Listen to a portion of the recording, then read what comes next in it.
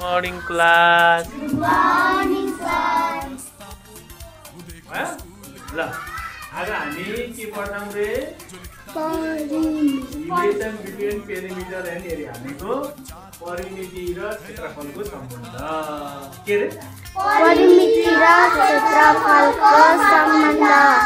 यो विषयको बारेमा यो परिमिति बढाउँदाखेरि क्षेत्रफल एउटै हुँदाखेरि अथवा क्षेत्रफल बढाएर परिमिति एउटै हुँदाखेरि के फरक पर्छ भनेर चाहिँ त्यसको लागि हामीले स्टोरी सुन्ने के सुन्ने रे स्टोरी एउटा चाहिँ गाउँमा खुला भिर पनि हामीले थाहा दिन्छ रे यो गाउँमा पहिला जमानामा एकजना बाजे बस्नुहुन्थ्यो रे के रे बाजेको नाम भद्रबहादुर के रे भद्रबहादुर उहाँका तीनवटा ज्वाइँ हुनुहुँदैछ कतिवटा ज्वाइँलाई के भन्नु भने मसित एउटा तार छ यस्तो तार के तार देखेछ नि तिमीहरूले यस्तो यस्तो है यो तार देख्यो होइन यस्तो तार है देख्यो नि यस्तो तार यस्तो तार धेरै लामो सुनको तार हो तीनवटा ज्वाइँलाई के भन्नुपर्छ भने जसले लामो के बनाउनु छ रे आयात लम्बाइ र चौडाइ होइन यस्तो परिमिति पेरिमिटरको बनाउनुहुन्छ उहाँलाई मैले के दिन्छु रे त्यति नै लामो तार दिन्छु कति रुपियाँ छ थाहा छ तिमीहरूलाई खोलाको खोजेर आउने यसरी एकजना जेठो ज्वाइँले चाहिँ बनाइहाल्नु भयो के बनाइहाल्नु भयो अरे ज्वाइँले जेठो ज्वाइँले चाहिँ बनाइहाल्नु भएछ के बनाउनु भएछ भने यस्तो बनाउनु भयो अरे यस्तो बनाउनु भएछ है यो चाहिँ के गर्नु भएछ उहाँले भने कति गराउनु भएछ कतिको यो ल एउटा ज्वाइँले के गर्नु भएछ भने ल 100 नै हुनु पर्यो कति नै हुनु पर्यो रे 100 वर्ग मिटर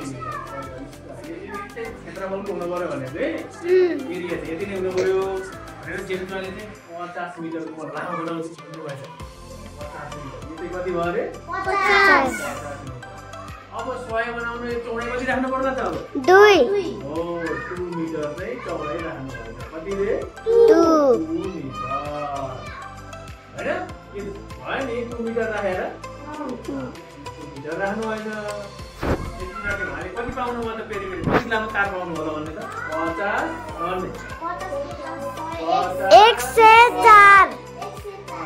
50 प्लस फेरि यो 2 है 2 प्लस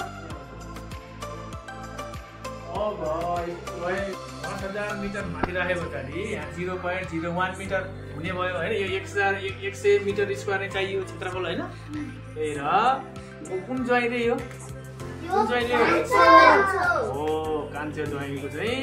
कस्तो गराउनु भएछ त उहाँले चाहिँ यस्तो खालको गराउनु भयो उहाँले चाहिँ यति सानो हुन्छ हैन र लम्बाइ कति पाउनु भयो त तार हैन त 10000 यता 10000 कति भयो भन्ने 20000 यो भनेको चाहिँ कति हो रे 1 सेन्टिमिटर हैन 1 सेन्टिमिटर